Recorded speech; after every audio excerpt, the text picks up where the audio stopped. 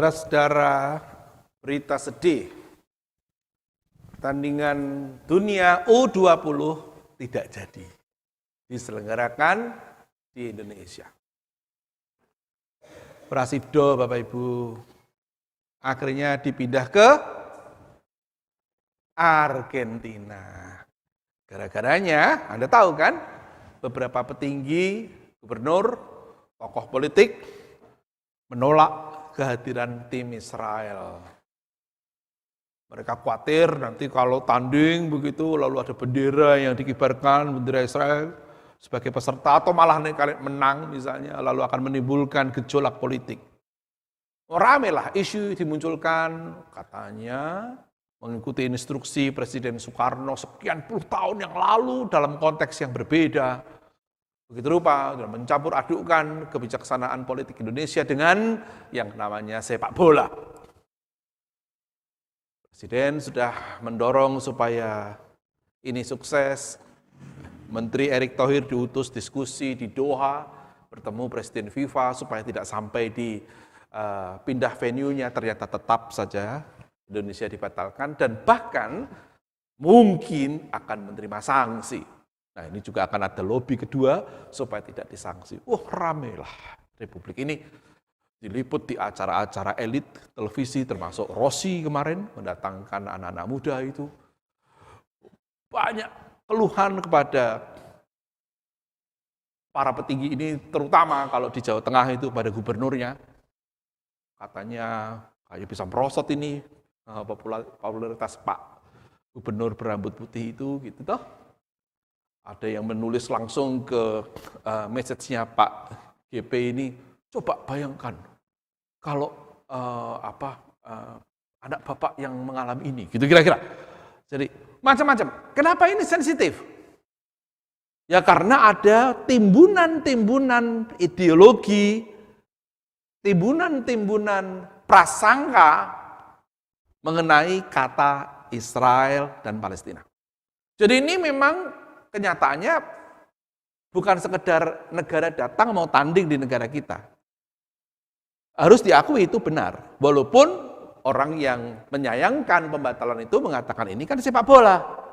Tapi pihak lain mau mengatakan, loh, kita tidak aman, berbahaya. Dan kita memang punya policy untuk tidak menyetujui tindakan Israel. Dijawab juga, siapa yang menyetujui? Tidak. Kita ingin kedua negara itu hidup berdampingan di sana. Bahkan MCC kalau Anda tahu itu di East Jerusalem kantornya, bahkan di Palestina. Jadi, tapi hal semacam ini menjadi isu politik yang memang dipertimbangkan, sehingga saya menduga Gubernur Jawa Tengah juga menimbul. Apapun itu, ini menjadi ramai karena kata Israel dan Palestina itu sesuatu. Tidak sekedar negara, sesuatu. Ada macam-macam di sini, politik bahkan barangkali teologi dan sikap pembelaan. Kalau hal sensitif itu begitu, saudara. Tidak hanya halnya itu, tapi di balik itu ada sesuatunya. Itulah yang menyebabkan hal sensitif paling potensial dipakai untuk mendatangkan suatu isu dan mendatangkan suatu gerakan. Bacaan kita ini setidaknya ada beberapa hal sensitif. Satu, adegannya tentang Yesus naik keledai. Itu sensitif. Kedua, ucapannya, Hosana, itu sensitif. Ketiga, bait Allah yang dibersihkan. Lalu tema kita rumah doa, itu sensitif. Kalau kita lihat, yang dilakukan Yesus adalah dengan sengaja, ini by design, dia masuk Yerusalem dan memang mengendarai keledai. Nah ini menarik istilahnya, itu ada yang dipakai kata keledai betina itu onos, anaknya itu polos, begitu memang namanya. Kalau bahasa Yunani, kemarin ada yang tanya ke saya, itu yang dinaiki Yesus yang ibunya atau anaknya? Nah itu sulit karena dalam teks versi Matius itu beda dengan yang lain-lain. Versi Matius itu tidak jelas, tapi ada kesan keduanya. Tapi kan tidak mungkin masa naik dua-duanya. Tapi anyway, apapun itu, ini dalam rangka menggenapi nubuatan Zakaria by design. Dalam teks Zakaria, keledai itu memang dipakai ketika satu raja masuk ke suatu kota. Kemarin juga ada dosen di satu fakultas di terkenal di Jawa Tengah, tanya ke saya begini, kenapa bukan kuda? Saya bilang, karena mengenapi Sakaria. Loh, lah di Sakaria kenapa keledai? Saya bilang, sangat mungkin karena keledai adalah royal vehicle. Terus dia menelusuri berbagai macam internet, terus dia bilang, jangan-jangan begini ya Pak, kalau untuk perang kuda, kalau in peace keledai. Nah itu monggo aja, tapi yang pasti ini kesengajaan. Bahwa Yesus masuk ke Yerusalem mengenai keledai seperti nubuatan Sakaria, lihat rajamu datang, ia lembah lembut dan jaya, ia adil. Jadi dia menggunakan simbol sensitif. Lebih sensitif lagi, ini keterangannya nggak ada di Alkitab, tapi supaya Bapak Ibu kalau mau tahu, menurut seorang ahli PIB bernama John Dominic Crossan dan temannya bernama Marcus Borg, nanti kalau ada yang mau tahu, masuk iya tak pinjemin bukunya, tak kirimin PDF-nya juga boleh kalau tertarik, tapi dibaca loh ya. Jangan kayak mahasiswa saya itu dikasih buku tidak pernah dibaca, kadang-kadang begitu kalau para mahasiswa. John Dominic Crossan itu mengatakan sangat mungkin ini Yesus sengaja mengambil momen yang pas karena tradisi militer. Itu begini, Paskah itu kan puncak acara orang Yahudi di Yerusalem. Garnisun militer itu di Kaisaria Filipi. Nah, setahun sekali paling tidak, seminggu sebelum Paskah, ini kota Yerusalem harus, karena dia sensitif, harus dijaga supaya secure. Nah, datanglah rombongan militer 1 minggu sebelum Paskah dari garnisun Kaisaria Filipi ke Yerusalem. Itu setiap tahun, karena memang sensitif di hari Paskah. Nah, patut diduga pada momen yang mendekati ada rombongan Pontius Pilatus dengan prajurit berjalan dan prajurit berkuda memasuki Yerusalem. Yerusalem itu ada banyak pintunya untuk masuk. Crossan mengatakan itu sangat mungkin itu diametral. Nah, kemarin Pak Paulus mengatakan yang barat, ya kalau nggak salah, yang Pilatus yang barat. Kalau begitu, Yesus yang timur. Yang saya berani jadi patokan adalah pasti dia dari Betania, dari arah Betania. Dan itu memang timur. Nah, jadi bayangkan saudara, menurut Crossan, komunitas Yerusalem itu sudah sering mendapat realitas setahun sekali akan masuklah gubernur dengan segala kekuatan militer, berkuda, karena itu kan power kekuatan begitu, masuk berbaris, supaya takut orang Yerusalem dan tidak buat geger-gegeran. Nah, di momen itu, bayangkan, di sebelah timur, masuklah Yesus, naik keledai, mengenapi Sakaria, dan orang melambari jalan dengan pakaiannya, dan dengan pohon-pohon. Nah, ini beda-beda ini. Ada yang dengan daun palma, ada yang begitu ya. Tapi teksnya lain cuma dengan pohon-pohon yang ada di situ. Nah, di Fakultas Teologi, WA Group, dosen kami diskusi sampai menemukan, itu sangat mungkin adalah willow. Ya. Atau terjemahan bahasa Indonesia gandarusa. Mau tahu apa, nanti dicek setelah saya khotbah di Google. Oh ini, gitu. Jadi diambilin gitu. Ya. Untuk melambari, jadi kayak menyediakan jalan gitu untuk seseorang agung yang datang. Nah, bayangkan di sebelah sana ada orang yang punya power, Pax Romanum datang dengan segala macam kejayaan militeristiknya. Di sebelah sini diametral masuklah Yesus dengan keledai mengenapi nubuatan mesianik, harapan. Bahwa orang-orang itu nanti salah paham itu soal kedua. Tapi Yesus dengan sengaja, dengan sensitif memasuki Yerusalem dengan cara itu. Dia sengaja kok, kan dia bisa aja jalan kalau mau. Toh kemana-mana Tuhan jalan. Mana ada kemana-mana Yesus naik keledai, kan tidak ada. Ya kali ini aja. Itu pun kalau dia pinjaman. Jadi jelas maksud ini simbolik, ya, sesuatu sensitif. Nah, kemudian ketika dia masuk, itu ucapannya Hosana. Teman-teman, saya menduga, baru saja juga saya dapat pertanyaan mengkonfirmasi sebelum saya berangkat ke sini dari seorang senior di GMI, dia mengatakan, loh, kalau Hosana itu artinya Tuhan selamatkanlah kami. Jadi saya menemukan status di Facebook dan saya kirim ke teman, kalau betul ucapanmu bahwa Hosana itu Tuhan selamatkanlah kami, kok dipuji? Jadi bagaimana itu? PB jangan-jangan keliru itu. Begitu dia bilang. Nah, kalau Anda lihat dalam teks Mazmur, itu memang ada 2 ayat. Yang bawah, kalau Anda lihat, boleh dicek sekarang kalau mau, dalam Mazmur 118, yang 26 itu adalah diberkatilah dia yang datang dalam nama Tuhan. Persis begitu kalimatnya. Mazmur 118. Tapi 25, nanti diperiksa di rumah boleh, 25 itu adalah kiranya Tuhan menyelamatkan kami. Jadi memang itu Hosana. Masalahnya kita itu sering menganggap Hosana berarti puji Tuhan. Nah, kalau Anda bilang tidak, paling tidak sahabat saya di Solo Tigo. Namanya Yusak Supriyarso, Pak Sunyu, Pak Paulus kenal ya, Pak Sunyu pernah jadi tim komisi harta milik sinode. Dia punya fotokopi Hosana, udah berpuluh tahun, mungkin 30 tahun lebih. Pernah saya tanya, Hosana artinya apa Pak? Puji Tuhan. Wah keliru. Loh kok keliru? Keliru Pak. Lah iku ono lagu deh. Hosana ku memuji Tuhan. Ngono. Nah, ya kuwi gawe lagu ya rada keliru ketoke. Dalam arti pemahamannya. Kalau maksudnya puji Tuhan itu haleluya. Itu haleluya. Terpujilah ya. Gitu. Tetapi Hosana itu artinya save us now. Selamatkanlah kami. Jaluk tulung. Jadi kira-kira tulung gitu loh. Tulung gitu Hosana itu. Cuman bisa juga lah kita tetap terapkan itu dalam rangka memuji Tuhan. Maksudnya begini, ya Tuhan yang mampu menyelamatkan kami. Gitu ya. Kami memujimu. Gitu kira-kira. Jadi kalau dikait-kaitkan masih masuk. Walaupun kata Hosana sendiri artinya adalah seruan minta tolong. Karena Anda bayangkan. Masuklah dia dengan keledai. Gambaran tentang royal vehicle, tentang raja adoratif yang dihormati. Lalu umat menyambut dengan selamatkanlah kami. Kalau orang Kristen mendengar ini, itu nafsirnya kecepatan dari dosa, ngono langsung mesti. Kan kita tuh suka merohanikan segala sesuatu. Tuhan Yesus, kenapa Tuhan Yesus mati di Golgota menebus dosa kita? Ya benar. Tapi penyebabnya itu apa?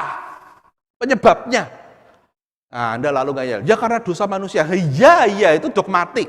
Penyebab narasinya apa? Itu karena dia menghadapi konspirasi kekuasaan militer, ketemu dengan kepentingan keagamaan kelompok elit tertentu, ketemu dengan kepentingan bersama untuk menguasai massa. Sementara massanya sendiri punya gagasan mengenai inilah Mesias politik, pikiran mereka. Karena sudah dijajah oleh Romawi sejak tahun 60-an sebelum zaman bersama kan, sampai nanti 1134 di zaman Simon Bar Kokhba, Kaisar Hadrian menghabisi. Jadi bayangkan selama sekitar 200 tahun itu penuh dengan pemberontakan dan Mesias-Mesias itu banyak. Mesias-Mesias penyelamat maksudnya politik untuk mengalahkan Pax Romanum.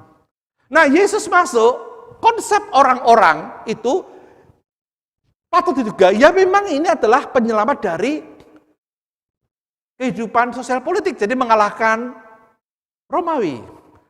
Yang tentu tidak itu. Yesus mau menjadi Mesias bukan dalam rangka sekedar itu, bukan militeristik. Kita cepat-cepat mengatakan rohani, ada unsur itu tentu ya, jelas menebus dosa. Tetapi juga ada dimensi sosial, dimensi transformasi sosial yang memang ia mau bawa. Nah ini yang kadang-kadang kelewat. Yesus masuk dengan Hosana itu lalu Anda lihat yang ketiga, dia langsung menuju ke bait Allah. Dan dalam teks Matius, dia langsung membersihkan bait Allah itu dari perdagangan di situ. Di sini juga sering kalah paham. Saya itu 12 tahun di jemaat, menjadi pendeta jemaat Salatiga, kadang-kadang mendapat pertanyaan gini, dari orang yang tidak suka dengan kegiatan komisi remaja dan komisi wanita, yang suka jualan makanan di luar gereja. Saya nggak tahu apakah teman pernah mengalami itu. Pak Daniel, nggak boleh toh Pak. Mosok komisi remaja, komisi wanita, golek dana setelah kita ibadah. Nanti ada Tuhan Yesus diobrak-abrik gimana? Ada referensi Alkitabnya loh. Gitu loh, saudara, beneran ini bukan karangan. Saya bilang, loh, Anda salah paham. Bukan itu maksudnya. Bukan melarang orang lalu mencari dana di ini. Jangan, jadi Bapak Ibu nggak apa-apa cari dana aja kalau mau. Gini ceritanya. Bait Allah itu tempat sensitif, sekali lagi. Ini titik ketiga ya. Tadi pertama adalah iring-iringan keledai itu, lalu teriakan Hosana, gagasan mesianik. Ya. Yang ketiga bait Allah. Begini, bait Allah itu ada praktek ibadahnya. Dan kebanyakan praktek ibadah mereka itu ibadah korban. Beda dengan yang disebut sinagoge. Sinagoge itu rumah doa. Artinya tidak ada ibadah korban. Tapi yang namanya bait Allah itu amis. Karena ada korban-korban, apalagi ini menjelang Paskah. Orang kaya membawa lembu. Orang rada kaya domba jantan. Orang miskin terkukur, merpati. Miskin banget sayur. Miskin lebih miskin dari banget tepung. Nah kalau Anda tidak terlalu miskin, Anda akan membawa hewan-hewan ini kan, itu diperiksa oleh timnya. Yang memeriksa ini aparat bait Allah yang dikuasai oleh terutama kaum Saduki, terutama. Jadi di Israel itu ada 4 mazhab, Eseni itu yang di pinggir laut mati, biasanya mereka kelompok semacam berdoa begitu. Mereka bermusuhan dengan imam di Yerusalem, membuat salinan teks Alkitab, kerjaannya mereka. Seloti itu kelompok muda, garis keras. Selot itu belati, salah satu murid Yesus adalah orang Simon dari Selot, itu kelompok militer sebenarnya, yang ingin mengalahkan Romawi dengan senjata. Lalu ada Farisi, Farisi ini ahli-ahli hukum, ya. Dan ada Saduki. Nah, Saduki ini katakan politiknya. Nah, sebagian dari Farisi dan Saduki ini itu membentuk yang namanya Sanhedrin, mahkamah agama, yang dipimpin oleh Hanas, Kayafas itu. Nah, bait Allah itu adalah pusat di mana kaum Sanhedrin, terutama Saduki, menjaga keabsahan persembahan-persembahan itu. Jadi kalau Anda bawa misalnya domba jantan, dari let's say Nazaret, itu jauh loh, sekian puluh kilometer. Tak bercacat, sulung tak bercacat. Naik gunung, Yerusalem kan di gunung, sikilnya ceklok gitu. Diperiksa nanti oleh tim ini, tim bait Allah, tidak layak. Waduh, enggak bisa dipersembahkan. Nah daripada begitu, idenya kan kreatif. Wes lah, timbangan kue dongono, timbangan gowo macam-macam, bawa macam-macam dari desa-desamu macam-macam, dan belum tentu lolos screening, beli aja. Gitu loh. Kami sediakan di sini ternak-ternak yang sudah lolos seleksi. Dan koinnya pun tertentu. Ini bagi Yesus konspirasi politik mengatasnamakan kepentingan religius. Itu sebetulnya. Jadi jangan disamakan dengan komisi remaja atau wanita yang cari uang retreat. Mbok Ben, gak apa-apa. Sate yang biasanya 15.000 didol, Satria 50.000 tuku gitu. Belilah. Uang untuk retreat tuh. Tapi ini kan beda. Jadi Yesus masuk ke bait Allah, Anda bisa bayangkan, di menjelang hari Paskah, dia tahu ada praktek gak benar di situ. Yang berjalan sudah lama. Dia bombardir dia. Rumahku adalah rumah doa. Gitu kan? Versinya macam-macam. Ada yang mengatakan, cinta akan rumahku membuatku terbakar. Ini rumah Bapa. Macam-macam versinya. Nah, tema yang Anda mau kan rumah bait Allah dan rumah doa. Itu berarti kan begini kalau pakai teks ini. Jauhkanlah tempat kita beribadah itu dari kepentingan-kepentingan yang sebetulnya mengatasnamakan peribadahan itu sendiri, tujuannya ternyata adalah vested. Untuk mengisi perut orang, untuk mengisi kepentingan orang yang dimaksudkan sebetulnya sangat profan, sangat ya duniawi, tetapi kemasannya dibuat rohani. Jadi ini yang Yesus tidak suka. Itu sebab dia langsung masuk.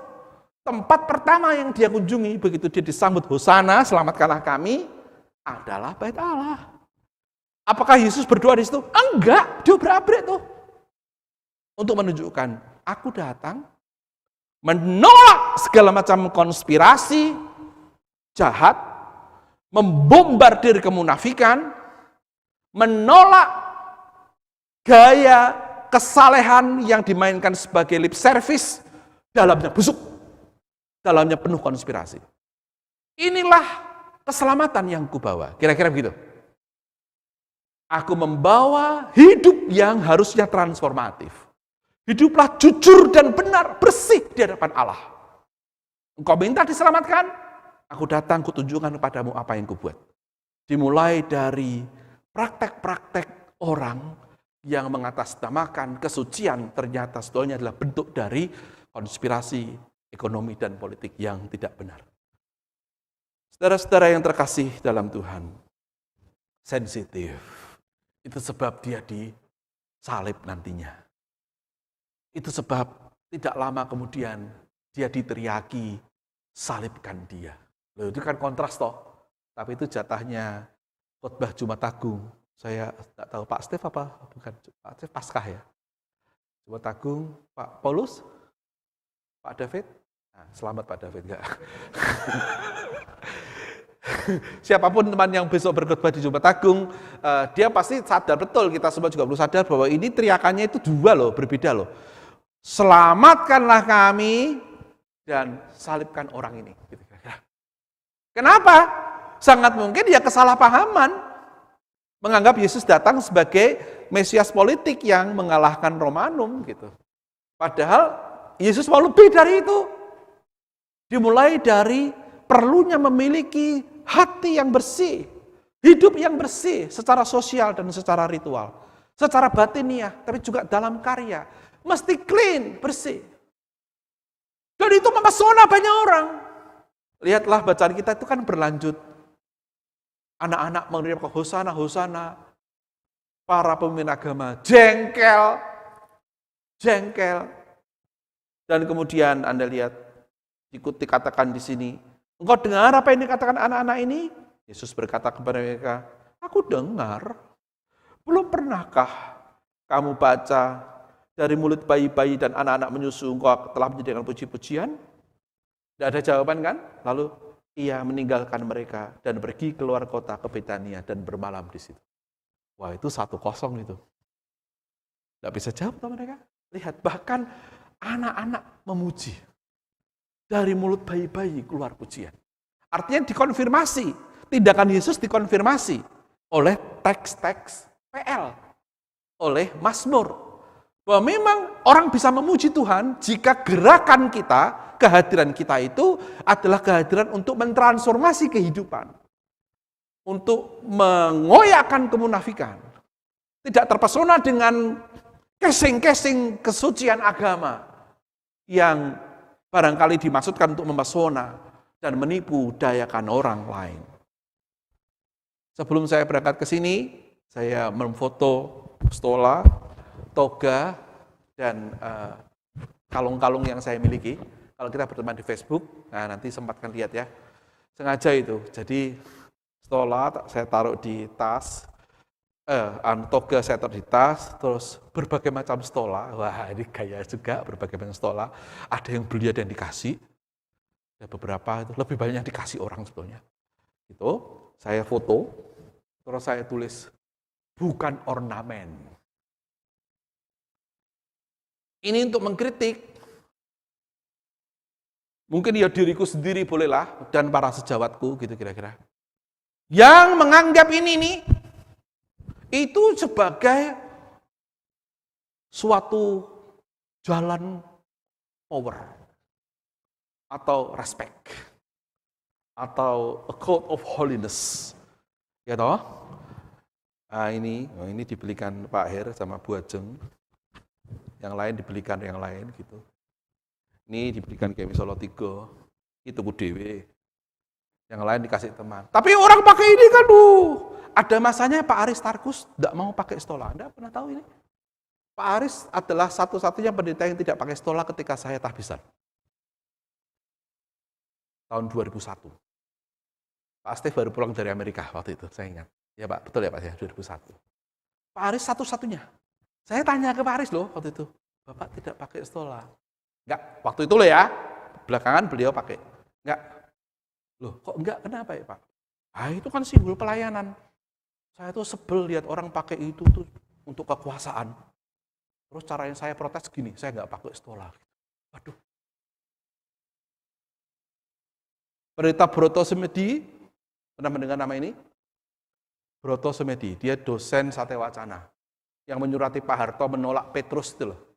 Nah, Anda nggak tahu ya, pendeta Broto. Itu tidak pernah mau pakai toga. Nggak pernah mau. Saya pernah tanya, orang Salatiga kan, penasaran saya.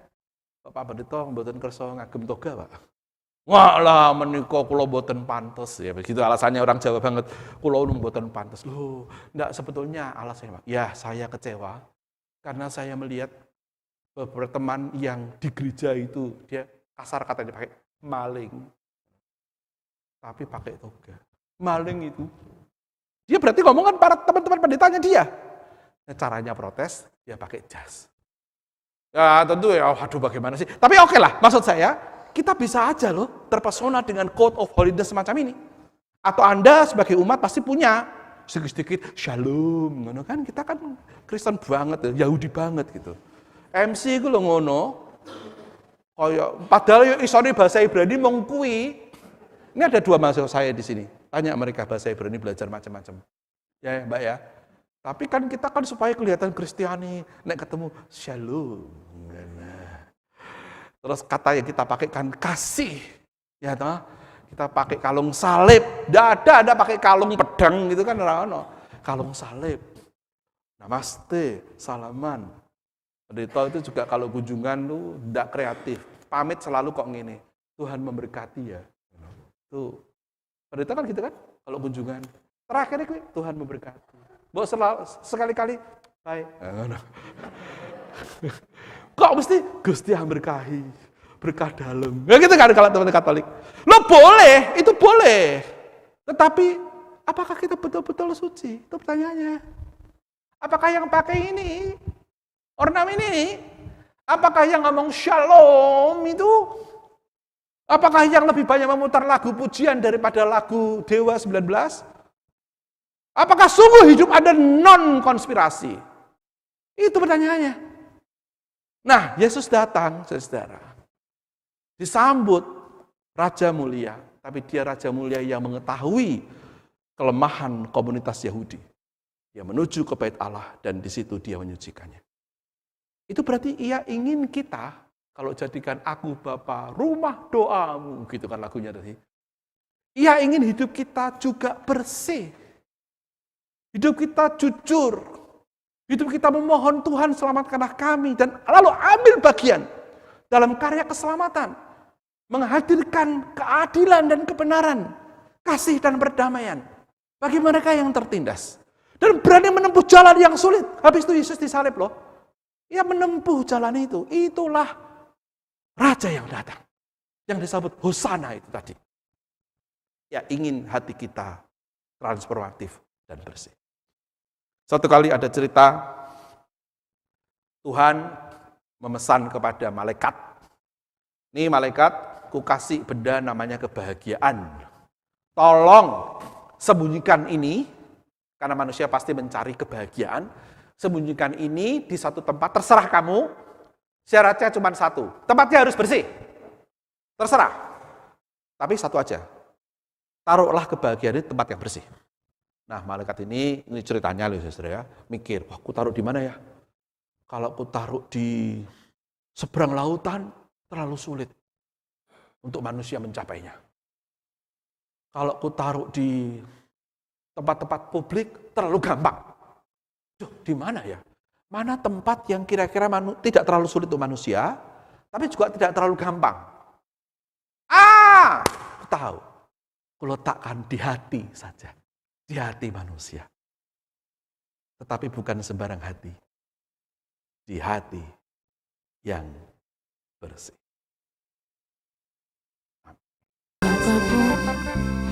Terima kasih Radya. Terima kasih Titi. Dalam hidupku ini tak pernah ku ragukan kasih-Mu Tuhan. Lewat gunung yang tinggi jurang, tak pernah ku ragukan janjimu Tuhan.